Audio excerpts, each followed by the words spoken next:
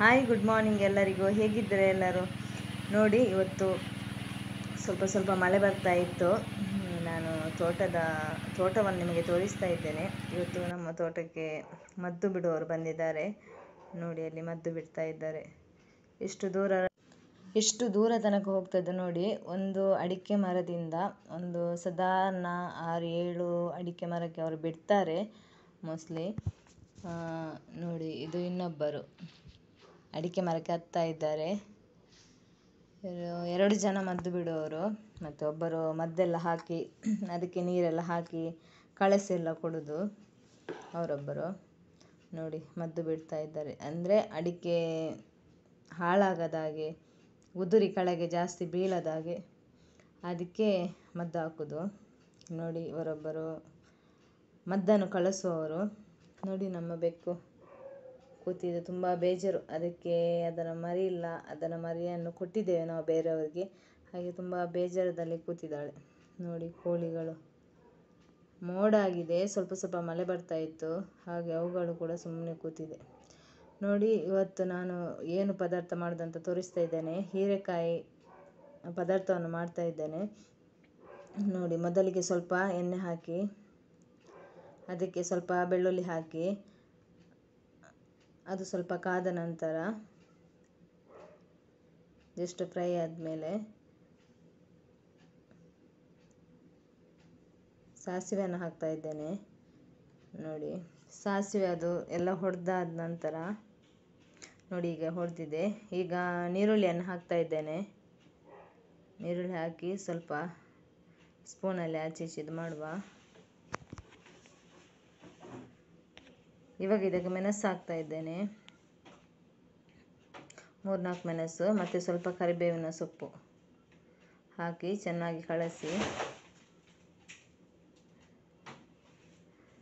ಈಗ ನಾನು ಹೀರೆಕಾಯಿಯನ್ನು ಹಾಕ್ತಾ ಇದ್ದೇನೆ. ನೋಡಿ, 1 ಹೀರೆಕಾಯಿ ತಗೊಂಡಿದ್ದೇನೆ ನಾನಿಲ್ಲಿ.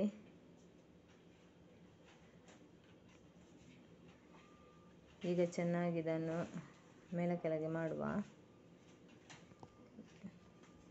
ಇದಕ್ಕೆ ಸ್ವಲ್ಪ ಜಸ್ಟ್ ನೀರು ಹಾಕಬೇಕು, ಅರ್ಧ ಲೋಟದಷ್ಟು ನೀರು ಹಾಕಬೇಕು.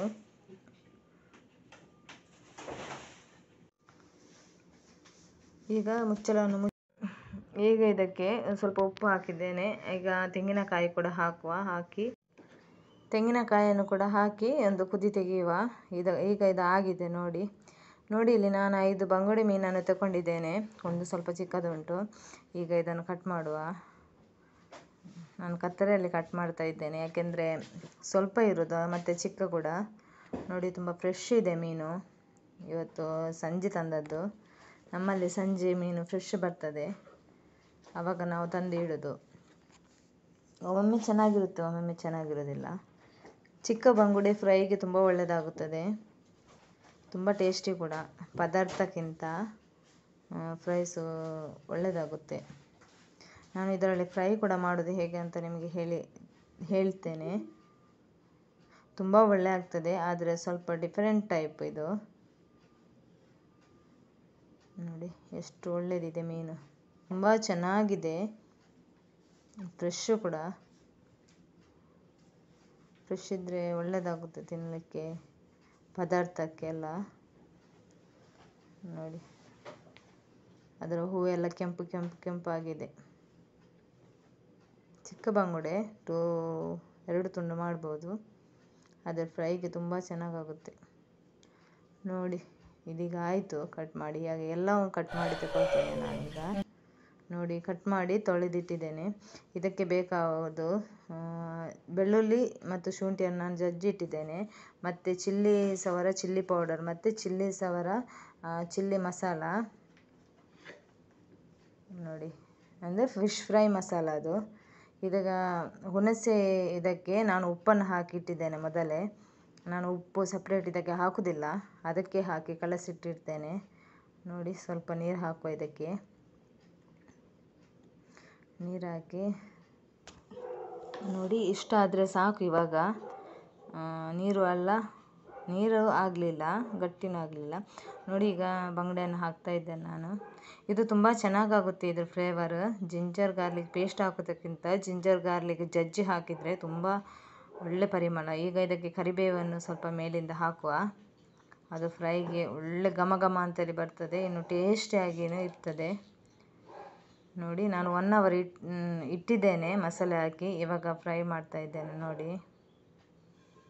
ಎಷ್ಟು ಕೆಂಪಾಗಿದೆ ನೋಡಿ, ತುಂಬ ಚೆನ್ನಾಗಿದೆ ಕೂಡ, ಒಳ್ಳೆ ಪರಿಮಳನೂ ಬರ್ತಾ ಉಂಟು ನೋಡಿ, ಎಷ್ಟು ಚೆನ್ನಾಗಿ ಕಾಣ್ತದೆ. ಇಡೀ ಕಿಚನ್ ಪರಿಮಳ ಬರ್ತದೆ ಆ ಥರ ಮಾಡಿದರೆ. ನೀವು ಬೇಕಾದರೆ ಟ್ರೈ ಮಾಡಿ ನೋಡ್ಬೋದು, ತುಂಬ ಚೆನ್ನಾಗಾಗುತ್ತೆ ನೋಡಿ. ನೋಡಿ 5 ಮೀನಿದೆ ನೋಡಿ. ಈಗ ಇದು ಸರ್ವ್ ಮಾಡಿದ್ದೇನೆ ನೋಡಿ. ಎಷ್ಟು ಟ್ರೈ ಮಾಡಿ. Thank you for watching.